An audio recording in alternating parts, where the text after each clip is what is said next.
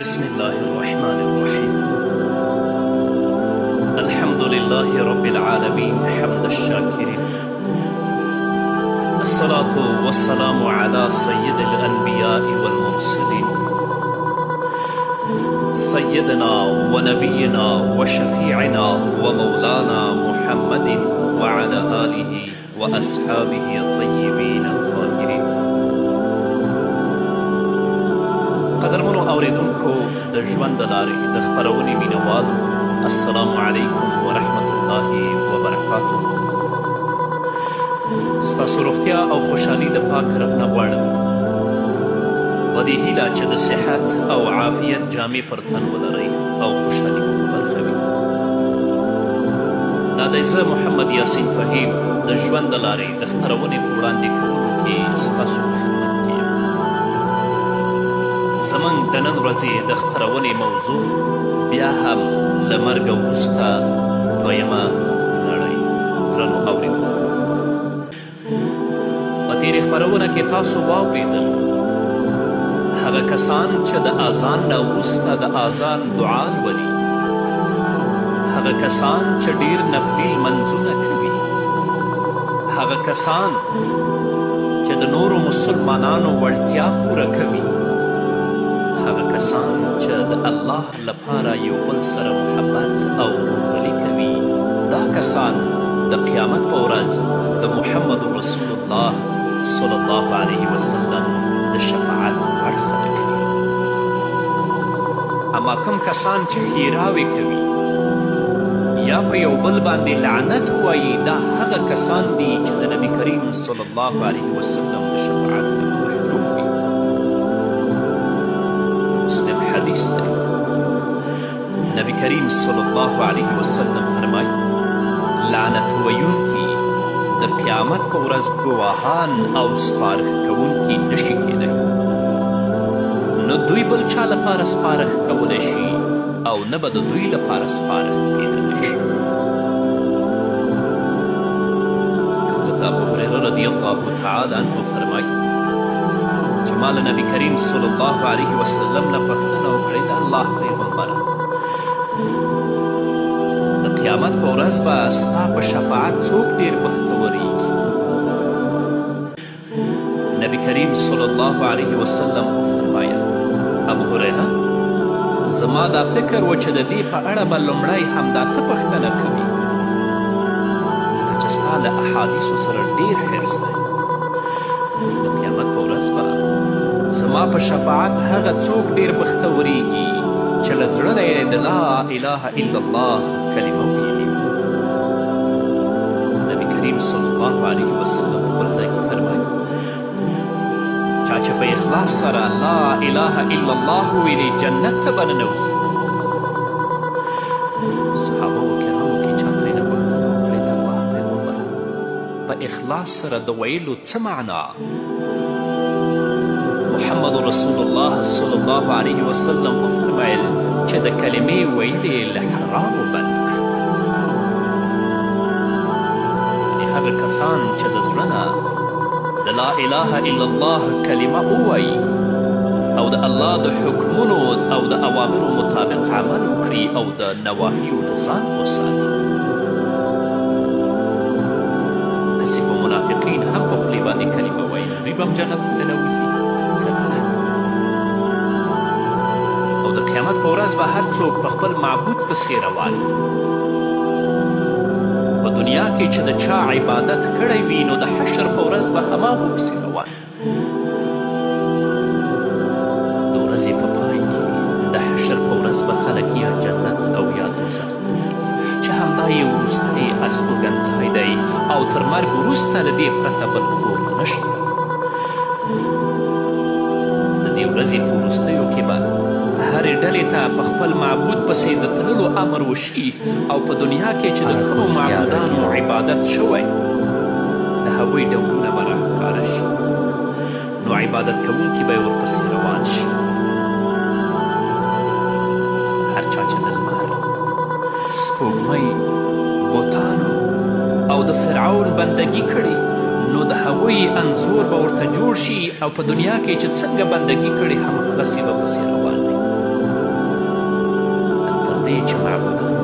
عبادت کوونکو سره په اور کې پرېوځي، لکه چې الله رب العزت د فرعون په اړه په خپل کلام کې په سورة هود کې 98 آیت کې فرمایي: یقدم قومه یوم القیامة فأوردهم النار وبئس الورد المورود. د قیامت په ورځ به له خپل قوم نه مخکې وي، نو اور ته به یې ننباسي او ډېر بد د ورتلو ځای دی. فرعون به مخکې وي، او چا چې په دنیا کې د فرعون عبادت کړی، د فرعون تابعداري یې کړې، دا ټول به فرعون پسې روان وي. نو فرعون خو اور ته ورځي، دوی به هم اور ته ننباسي. هغه چې جهنم ته غورځېږي، دا چا چې په دنیا کې د فرعون عبادت کړی، دوی به هم ورپسې په جهنم کې پرېوځي.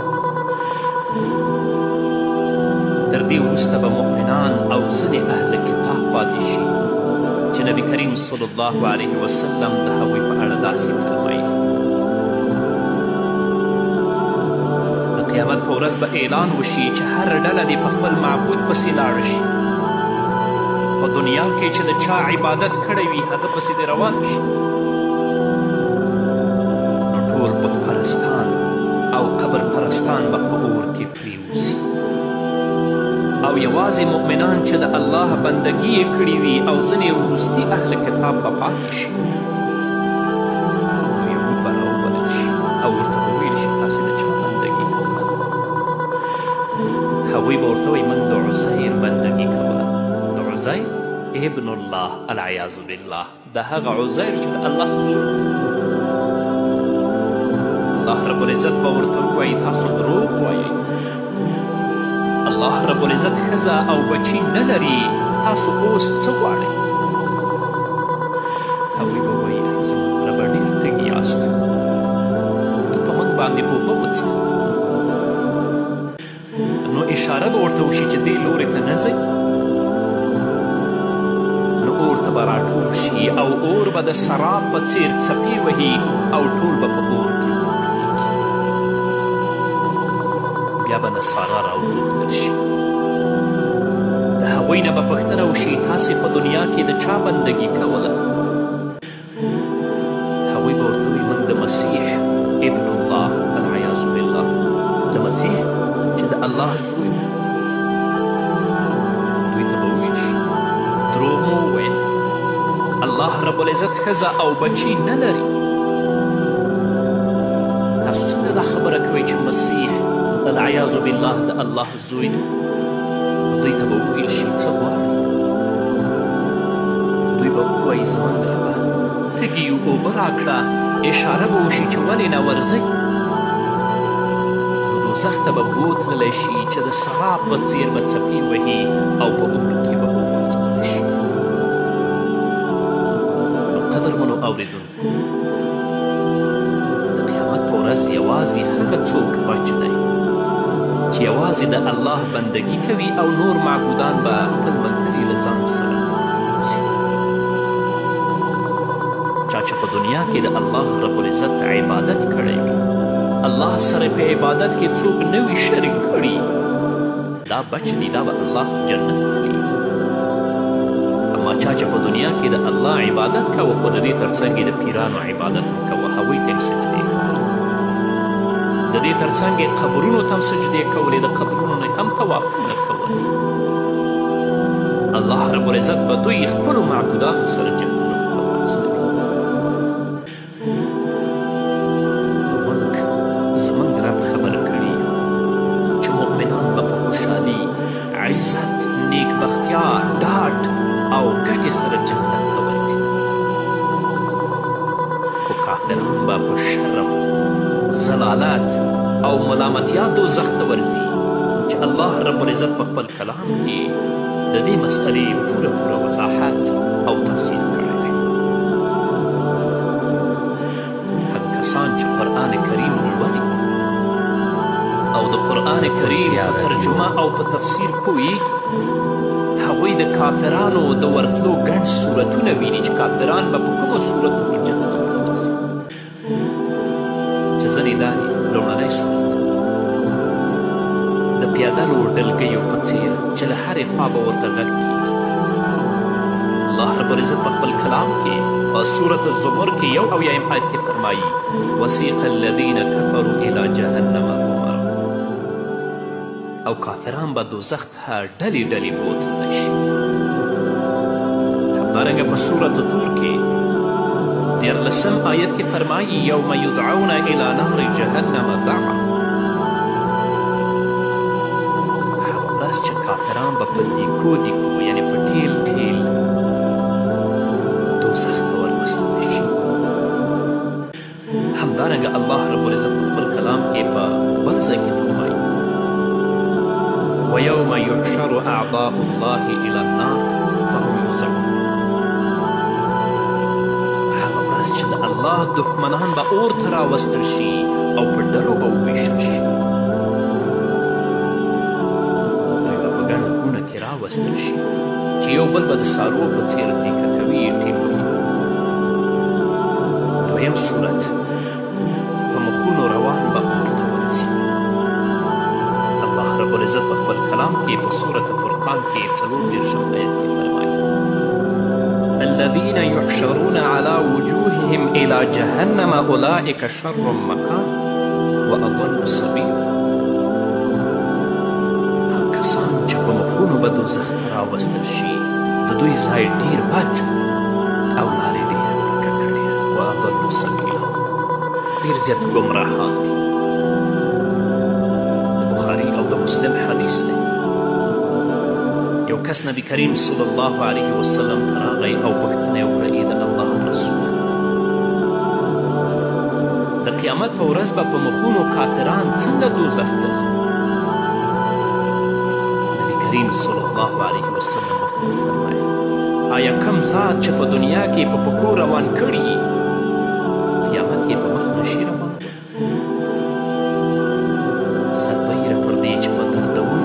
او شرمونکي شکل به په مخونو روان وي، ړانده ګونګیان او کاڼه به هم وي.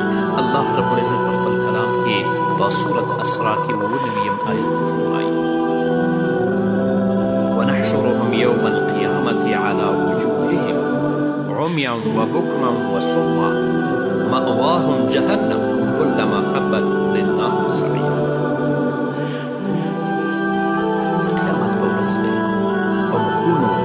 ړانده ګونګیان او کاڼه راټول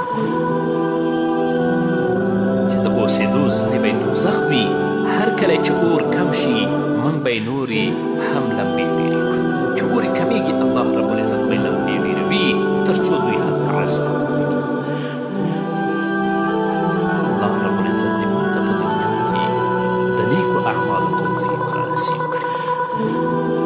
د هغو اعمالو توفیق هغه سخته ورځ الله رب العزت په موږ باندې آسانه کړي او د جهنم نه مو الله رب العزت وساتي او الله رب العزت موږ جنت ته بولېږي. په همدې هیله قدرمنو اورېدونکو بیا هم زموږ سلامونه ومنئ. دریم صورت له خپلو باطلو معبودانو او ملګرو سره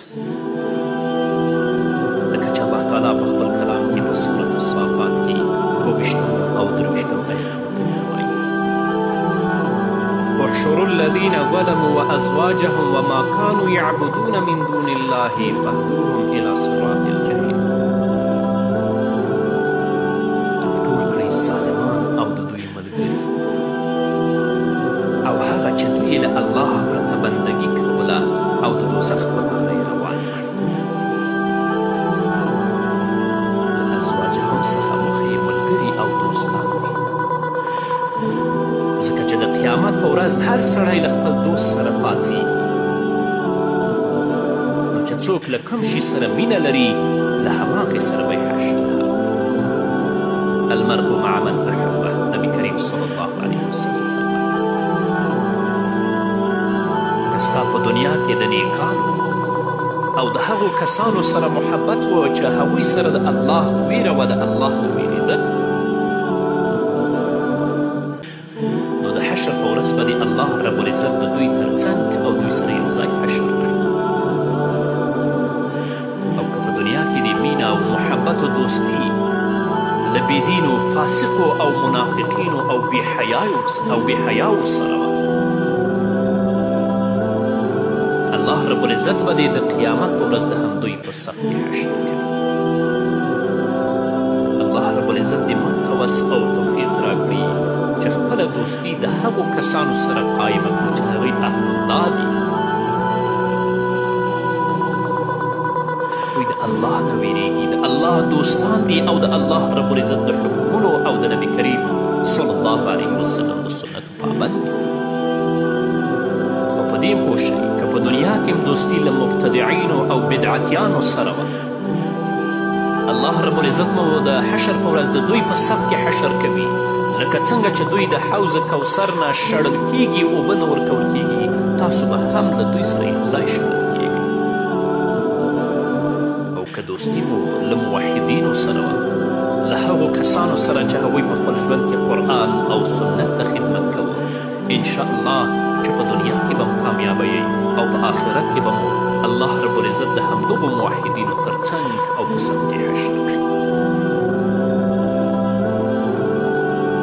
کسان چې د هغوی دوستي له کفارو سره، د اسلام او د انسانیت له دښمنانو سره ده، له هغو کسانو سره چې لاسونه یې د مسلمانانو په وینو سره دي، الله به یې د همدوی په صف کې حشر کوي. څلورم سورت د دې حشر پر مهال به کمزوري، رټل شوي، ذلیل او بې عزته وي. الله تعالی په خپل کلام کې په سورت آل عمران کې 12 آیت کې فرمایي: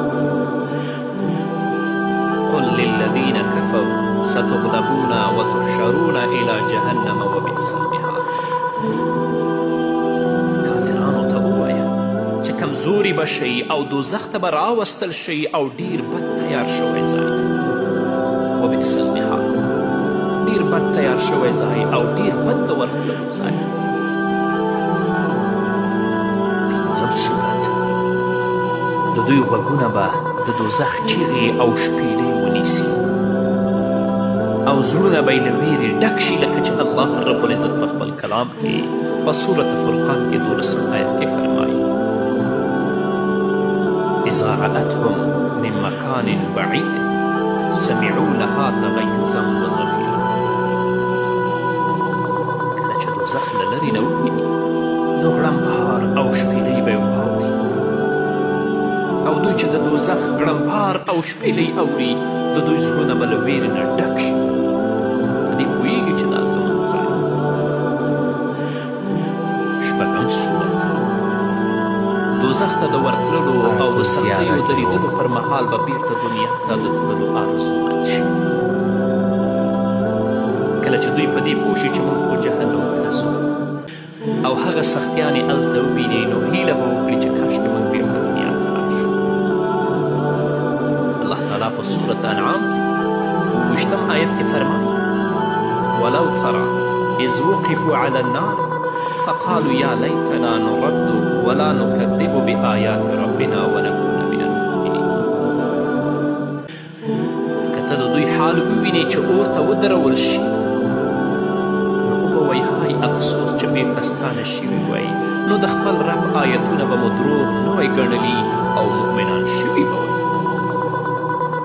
دلته خو د الله رب العزت له حکمونو نه سرغړونه کوي، د الله د اوامرو نه سرغړونه کوي، قرآن او سنت ته نسبت د دروغو کوي، خو هلته چې الله رب العزت جهنم طرف ته روان کړي، بیا به دا هیله کوي چې ای کاش من دنیا ته تللی وای، چې هلته مو د الله عبادت کړی وی او د الله رب العزت آیتونه مو دروغ نه وی ګڼلي، خو په دې سره له اوره نشي تښتېدلی. الله رب العزت په سورت کهف کې 53 آیت کې فرمایي: ورأى المجرمون النار فظنوا انهم مواقعوها ولم يجدوا عنها مصرفا. او مجرمان به اور وویني نو یقین به وشي چې پکې غورځېدونکي دي او له اور څخه به د بیرته ګرځېدو ځای ونه خلاصون نه لري، بس همدا جهنم ځای دی. نن په دنیا کې ډېری کسان دي چې د قرآن نه غافله دي، د نبي کریم صلی الله علیه وسلم د مبارکو ارشاداتو او ویناو نه غافله دي، بس خپل ژوند په بېحیایي، فحشا او منکراتو کې تېروي. حتی که ته دوی ته د قرآن کریم آیتونه اوروې چې الله په خپل کلام کې داسې ویلي، مه کوه. محمد رسول الله صلی الله علیه وسلم په خپلو ویناو کې داسې ویلي، مه کوه. دوی د الله کلام ته غوږ نه نیسي، د نبي کریم صلی الله علیه وسلم ویناو ته غوږ نه نیسي او ډیری په نسبت د دروغو هم کوي. خو هلته چې الله رب العزت کله جهنم طرف ته روان شي، نو بیا به دا امیدونه او افسوسونه کوي چې ای کاش موږ بیرته دنیا ته تللي او هلته مو د الله رب العزت عبادت کړی وی او د الله رب العزت آیتونه، احکام او اوامر من دروغ پورې کړی. الله رب العزت فرمایي ورأى المجرمون النار فظنوا انهم مواقعوها ولم یجدوا عنها مصرفا. مجرمان به اور وویني نو یقین به یې وشي چې پکې غورځېدونکي دي او له اور څخه به د بیرته ګرځېدو ځای ونه مومي چې د دې اور نه نجات کوي. نو قدرمنو اورېدونکو، خویندو او دنیا د عمل ځای دی. راځئ په دا خپل لنډ او محدود ژوند کې چې الله درکړی دی د الله د حکمونو پابند شي، د نبي کریم صلی الله علیه وسلم د سنتو پابند شي، د الله او د الله د رسول د ویناو مطابق خپل ژوند تېر کړئ، عمل وکړئ، هغه ابدي ژوند هم ښایسته کړئ. داسې نه چې هلته به بیا افسوسونه د بیرته تګ د دنیا کوئ او راتلی به هم نه شي. صورت په پای کې به مجرمان په پوره ذلت اور ته دیکه کیږي او ټیل وهل کیږي.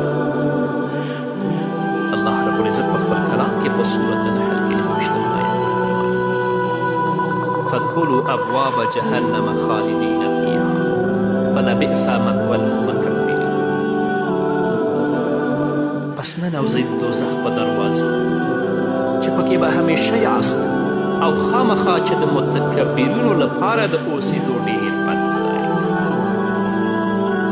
کسان چې په دنیا کې متکبرین دي، ځان په نورو خلکو لوړ ګڼي او خپل عزت په خپلې دنیا کې په خپل موقف او په خپل قدرت کې ویني، نور خلک دوی ته انسانان نه ښکاري. الله رب العزت د دوی په حق کې څه فرمایي فادخلوا ابواب جهنم خالدین فلبئس مثوى المتکبرین.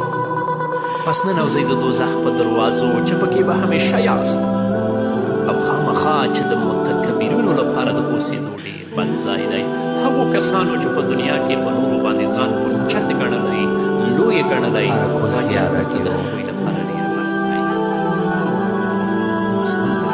د قیامت د ورځې صورتونه زموږ د ویرونې او ځان ساتنې په مخه بیان کړي دي چې پوه شو او هغو اعمالو ته مخه کړو چې الله رب العزت مو د دې حالتونو نه وساتي. په همدې هیله قدرمنو اورېدونکو پاتې شو د صراط پل، دا به اورو په بلې خپرونه کې. نو دا به زموږ د نن ورځې خپرونه چې ستاسو درانه حضور ته وړاندې شوه. تر بلې خپرونې پورې چې زه بیا هم ستاسو درانه حضور ته راځم، تاسو ټول په لوی او بښونکي الله سپارم. پاتې ژوند مو نیکمرغه، ښاد، بریالي